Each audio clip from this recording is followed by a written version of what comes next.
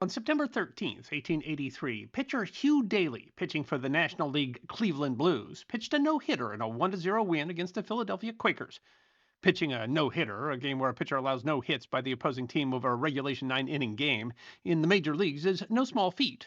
The website nohitters.com counts only 326 no-hitters in the history of Major League Baseball, where more than 360,000 games have been played.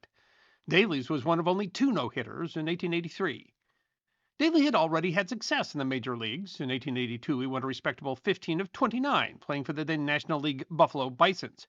His 1883 no-hitter was not his only record. In 1884, playing in the short-lived Union Association, he became the first pitcher in Major League history to pitch consecutive one-hit games, in one of those striking out 19 batters, a single-game record that stood for nearly a century.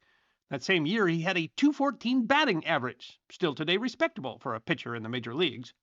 The Society for American Baseball Research says of him, glowingly, he beat the Chicago White Stockings 10 consecutive times in the heart of their dynasty, struck out 483 batters in a single season, and earned the reputation as one of the first power pitchers in the history of baseball. But Daly was cantankerous, known for what the Society calls horrific, cuss-laden in-game outbursts towards the opposition, umpires, fans, and teammates. These outbursts, they note, reduce what should have been a superstar major league career to 6 short years of bitter memories, embarrassments, and burned bridges. No team ever re-signed him for a second season. If his successful pitching and cuss-laden outbursts were not notable enough, his nickname might give a clue as to why he deserves to be remembered.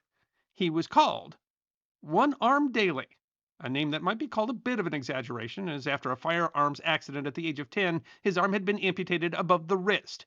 He used a pad to help trap the baseball between his stump and his good hand, and batted one-handed, holding the bat in the middle.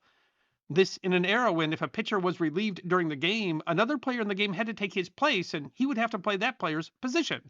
He was known to have played in the outfield, at second base, and at shortstop. He last played in the league in 1887, and the last known record of him alive was in Baltimore in 1922. The circumstances of the death of the one-armed pitcher are unknown.